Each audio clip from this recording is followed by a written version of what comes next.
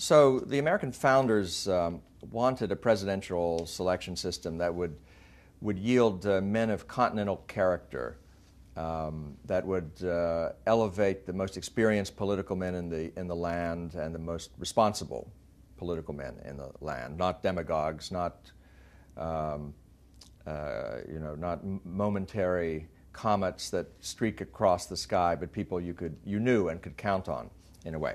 And yet you say, apropos of the 2012 election, and modern, and perhaps even apropos of a longer period than that, you say, quote, instances of demagoguery have been frequent and are on the rise in modern times, unquote. What do you mean by that, and give me some examples? Well, if you look at the series of candidates that we've had, I won't say necessarily the nominees, but all the candidates that have played a role. You have some who have played harshly on fear and have also stimulated grandiose hope. So look at some of our candidates. Pat Robertson was a candidate, not exactly the sort I believe the founders would have in mind. Alan Keyes was a candidate. Al Sharpton was a candidate. These are characters and human beings who are using the office, the schedule of the presidency to begin a political career, not the capstone of it. Or a radio career. Or a radio career. Right. So now, the question is, you could say, well, none of these persons was nominated for the presidency. They did influence the character of the campaigns during the primaries in many instances. And when we come to 2008, we have an extraordinary case. Barack Obama was one who came without the usual qualifications you would assume for the presidency. In an extraordinary way, came from the outside. I'm not saying anything about him personally because he showed a lot during that campaign, but he certainly represented a kind of comet from the outside. If you set aside his personality and ask if you want to continue to select presidential candidates in that way, persons who have very little public record, whom we know very little about, is that really the direction that the founders would want to go or that we as a nation would want to go? And his lack of executive experience prior to that, would that have been, from the founders' point of view, a worrisome thing? Executive and very sparse public record generally. A couple years in the Senate, most of the time in which he wasn't there. So he was really a state legislator from Illinois. In fact, people didn't have much of a feel for what he was as a person, and therefore projected a great deal upon him. Which he was well aware of. Yes, he considered himself a sort of Zelig character or a Rorschach test, and that worked very much to his advantage. He didn't have that much of a record. If you want to go back to the founders, you could say that they were not, it's wrong to say that they were hostile to popular choice. The people were going to have an extraordinarily important role. But the role was to be a judgment of the record and performance of either individuals who were well known or, of course, presidents who had already served a term. That was I think the basis of this choice, rather than what they said during a campaign. And in the case of Barack Obama, he was able to pull himself from relative backbench obscurity by a speech at a national convention, and then by the campaign. He made his case for the presidency inside the campaign rather than prior to it. That's a very significant change. You write about, you have, among other things, you are a great namer of political phenomena, and the rhetorical presidency is, I think, one of your coinages. What is that? Obviously, Obama is, I think, a prime example of this, but what elements are bound up in that, and what does it mean for American politics that our presidents now are rhetorical in a way they weren't before? Well, another characteristic of the founders is a sort of a mistrust of popular speech generally. You find that a little bit in the Federalist Papers. Not a mistrust of deliberative speech, but a mistrust of popular speech, for the same reason that they weren't very keen on having campaigns for the presidency, worrying what popular rhetoric could do. Going back and instead of celebrating the politics of Athens and celebrating Pericles, quite the contrary, they were very dubious of this, and not only of Pericles, who's referred to, but I'm sure all the other persons who took place in the assembly in Athens, including Cleon and the others. But is this reflect a mistrust of the people that we've outgrown in some way? If we go back to the progressives, I mentioned the idea of a popular leader and popular statesman. The defining characteristic of the good statesman in the campaign, according to Woodrow Wilson, was rhetoric. Mm-hmm. So you mentioned the rhetorical presidency, which was not just me, but a few of my colleagues. We wrote an article together, but it was really modeled, I think, initially on observing what Wilson had said. Mm-hmm. Rhetoric is the defining characteristic, and not rhetoric in office, but popular rhetoric.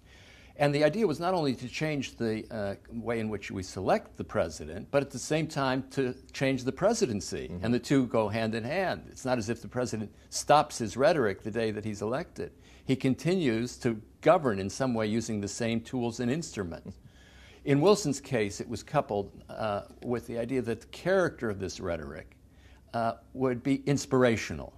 So the idea, in his view, was the statesman would always be an uplifting sort of mm-hmm. person who could touch something in the mass populace. And that's become characteristic. I think, in a way, Barack Obama is the exemplar mm-hmm. of this, beginning in 2008, someone who touches something not only in the American public, but across the world, and rose as a meteor or a comet yes. in an astoundingly brief period of time. Yes, I think you're right. I mean, hope and change were the perfect uplifting slogans, unlimited by any substantive right. content, but somehow reviving faith in the possibility of progress and hints in progressivism, sort of bringing liberalism back to life.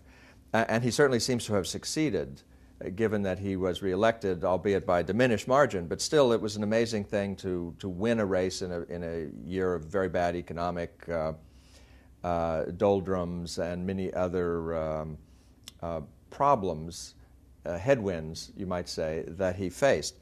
Looking at the 2012 election as a whole, is this, would it be fair to say, as many people on the left are saying now, that this is a confirming election, that it proves that the big changes that Obama made in his first term have now been approved by the American people, and that we're in apparently an age of an emerging Democratic majority, and maybe we face a generation of Democratic and progressive dominance of American politics? Yeah, if you'll permit me to say something about the campaign, since we're on this, is to compare the 2008 campaign and the 2012 campaign as campaigns.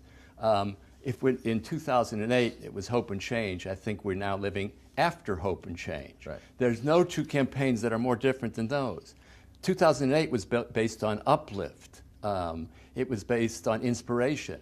2012 was taking care of business. It was a completely different campaign run by a candidate who appeared to America in a completely different way, namely as a tough politician willing to scratch up the other candidate. Mm-hmm. The candidate and the campaign took pride in its tearing down of another person. Instead of this being a post-racial era, the first thing they did after the campaign was boast about the various ethnic groups they had gotten together. It was like a night and day as between those two campaigns.